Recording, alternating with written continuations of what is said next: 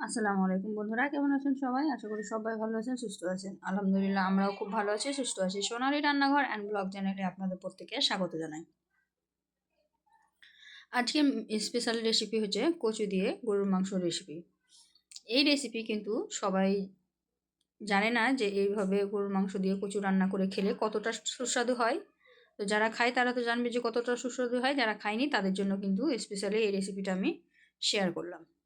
কচু দিয়ে গরুর মাংস রান্না করার জন্য প্রথমেই গরুর মাংসগুলোকে ছোট ছোট কিউব করে কেটে নিয়েছি, খুব মোটা রাখিনি। আর কচুগুলোকে গোটা গোটা অবস্থায় রেখে দিয়েছি। গোটা গোটা কচু দিয়ে এইভাবে গরুর মাংস রান্না করলে কিন্তু দুর্দান্ত লাগে। ছোট থেকে বড় সবাই কিন্তু পছন্দ করবে, এতটা সুন্দর হয়। আলু দিয়ে মাংস খাই কিন্তু তার থেকে কচু দিয়ে বেশি সুস্বাদু লাগে। তো এই তো আমি কচুগুলোকে ভালোভাবে ধুয়ে পরিষ্কার করে নিয়েছি, আর গরুর মাংসগুলোকেও ভালোভাবে ধুয়ে পরিষ্কার করে কেটে কেটে নিয়েছি। এখন আমি কচুগুলোকে ভেজে নেব, আর এদিকে প্রেশার কুকারে মাংসটাকে সিদ্ধ করে নেব। যেহেতু মাংস সিদ্ধ করতে অনেক সময় লাগে, তাই প্রেশার কুকারে প্রথমে মাংসটাকে সিদ্ধ করে নেব।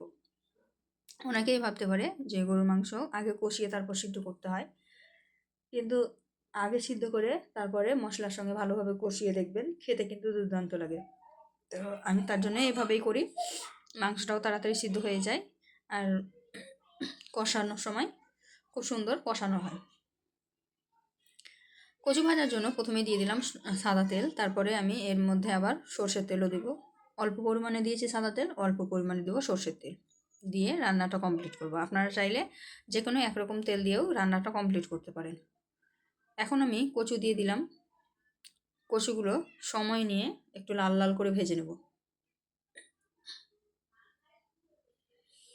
তো দেখতেই পাচ্ছেন কচুগুলো কিন্তু আমি দিয়ে দিলাম, দিয়ে ভালোভাবে নাড়াচাড়া করে ভেজে নেব। তো বন্ধুরা, আমি ভিডিওটা একবার পোস্ট করেছি, কিন্তু সেইখানে অনেক রকম প্রবলেম দেখা দিয়েছে, মানে ভিডিওটা অনেক অংশ আসেনি। জানি না এরকম কেন হচ্ছে। এডিট করার সময় কিন্তু সব কিছুই থাকছে, কিন্তু যখন পোস্ট করে দিচ্ছি তখন কিন্তু আবার দেখা যায় না। তো যে ভিডিওটা আমি পোস্ট করেছি সেটা আমি ডিলিট করিনি। প্রথমে আমার চ্যানেলে দেখতে পাবেন যে আর একটা ভিডিও কিন্তু ছাড়া আছে, কিন্তু সেটাতে কিন্তু দেখা যাচ্ছে না, তার জন্য কিন্তু আমি এটা আবার রিপিট করেছি। তো এই তো কচুগুলোকে আমি ভালোভাবে ভেজে নিলাম। যেহেতু এটা সাদা তেল দেওয়া আছে, তাই খুব সুন্দর একটা কালার আসবে না। তো দেখেই বুঝতে পারবেন, যারা ভাজবে তারা দেখে বুঝতে পারবে যে কচুগুলো ভাজা হয়ে গেছে। এভাবে কচুগুলো ভেজে নিলে কি হয়, আঠালো ভাবটা থাকে না, আর কচুটা কিন্তু তাড়াতাড়ি সিদ্ধ হয়ে যায়, খেতেও কিন্তু দুর্দান্ত লাগে। বাকি যে অবশিষ্ট তেল আছে ওই তেলের মধ্যে আমি দিয়ে দিলাম গোটা জিরা, দিয়ে দিলাম দারচিনি, এলাচ। আপনারা চাইলে এখান থেকে কিছুটা পরিমাণের তেল উঠিয়ে রাখতে পারেন। আমি এখানে তেলটা সম্পূর্ণই দেবো, কারণ কচু দিয়ে গরুর মাংস রান্না করতে গেলে একটু স্পাইসি করে রান্না করতে হয়, তাহলে কিন্তু খেতে বেশি ভালো লাগে। তো এখন আমি এর মধ্যে দিয়ে দিলাম একটা পেস্ট, আর পেস্টের মধ্যে আছে আদা, রসুন আর পেঁয়াজের পেস্ট, দিয়ে ভালোভাবে তেলের সঙ্গে কষিয়ে মিক্সড করে নিচ্ছি। ভালোভাবে আমি মিক্সড করে নিলাম, দেখতেই পাচ্ছেন।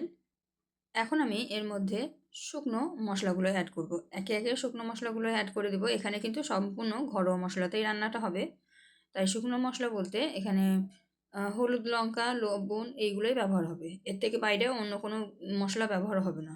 তো প্রথমে দিয়ে দিলাম জিরা ধনিয়া পাউডার। জিরা ধনিয়া পাউডার ভালোভাবে মিক্সড করে দিলাম। এখন আমি এর মধ্যে দিয়ে দিব হচ্ছে লঙ্কা গুঁড়ো। এটা কিন্তু ঝাল লঙ্কা, কালারের জন্য নয়, ঝালের জন্য দেওয়া হয়েছে। আপনারা চাইলে কিন্তু ঝাল লঙ্কা আর লাল লঙ্কা দুটো দিয়ে তৈরি করতে পারেন, কিন্তু আমি কিন্তু এখানে ঝাল লঙ্কাটাই দিয়েছি। আর মাঝে মাঝেই কিন্তু আমার সঙ্গে এই সমস্যাটা হচ্ছে, তো আপনারা যদি কেউ জেনে থাকেন যে এই সমস্যাটা কেন হচ্ছে, তাহলে কিন্তু আমাকে একটু কমেন্টে জানাবেন, তাহলে উপকার হবে। যে ভিডিও দিলে ভিডিওটা সম্পূর্ণ কেন আসছে না। এডিট করার সময় সম্পূর্ণ দেখাচ্ছে, কিন্তু ভিডিওটা পোস্ট করার পরে কিন্তু সম্পূর্ণ দেখাচ্ছে না। কথাগুলো আসছে কিন্তু ভিডিওগুলো দেখাচ্ছে না, অন্ধকার দেখাচ্ছে।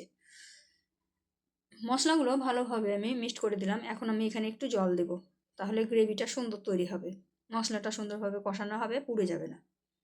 দেখুন, জলটা দেওয়ার পরে পরে কিন্তু সুন্দরভাবে কষানো হয়ে গেল, আর কষানোর পরে দেখুন কত সুন্দর একটা কালার ছেড়েছে, আর তেল ছাড়তেও শুরু করে দিয়েছে।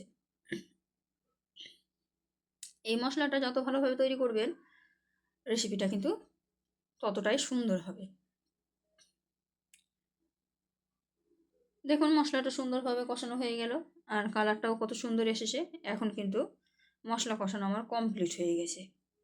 এভাবে মশলা কষালে কিন্তু মশলার থেকে কোনো রকমের বাজে গন্ধ আসে না। রান্না করার পরে খেতে দুর্দান্ত লাগে। মশলা যত ভালো কষানো হয় রান্না তত স্বাদ আসে। এখন আমি দিয়ে দিব লবণ, স্বাদ মতো লবণ আমি দিয়ে দিলাম। আপনারা আপনাদের পরিমাণ অনুযায়ী লবণটা দেবেন, কম বেশি দিয়ে ভালোভাবে আবারও মিক্সড করে দিলাম। তো যেহেতু মশলাটা কষানো হয়ে গেছে, তেল ছেড়ে দিয়েছে, কালারও সুন্দর চলে এসেছে, এখন আমি ভেজে রাখা যে কচুগুলো তুলে রেখেছিলাম সেগুলো দিয়ে দেবো।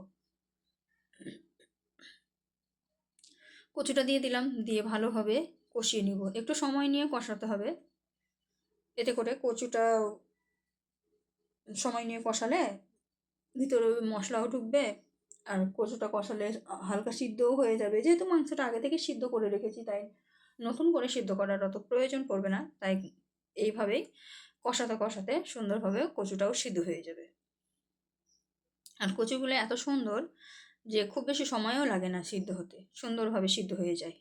তো দেখুন মশলার সঙ্গে কষাতে কষাতে কিন্তু কচুর কালারটাও চেঞ্জ হয়ে যাচ্ছে, আর মশলাটা একদম শুকনো শুকনো হয়ে গেছে, আর তেলটা ছেড়ে দিয়েছে, মানে এটা কষানো কমপ্লিট হয়ে গেছে। এখন আমি এর মধ্যে সিদ্ধ করে রাখা মাংসটা অ্যাড করে দেবো। মাংসটা কিন্তু আমি সুন্দরভাবে সিদ্ধ করে নিয়েছি, 3 থেকে 4টা সিটি দিয়েছিলাম, তাদের সুন্দরভাবে সিদ্ধ হয়ে গেছে। আপনারা কম বেশি একটু চেক করে নেবেন। এখন মাংসটা অ্যাড করে দিলাম, মাংসটা দিয়ে ভালোভাবে একটু নাড়াচাড়া করবো, নাড়াচাড়া করে একটু মিশিয়ে নেব।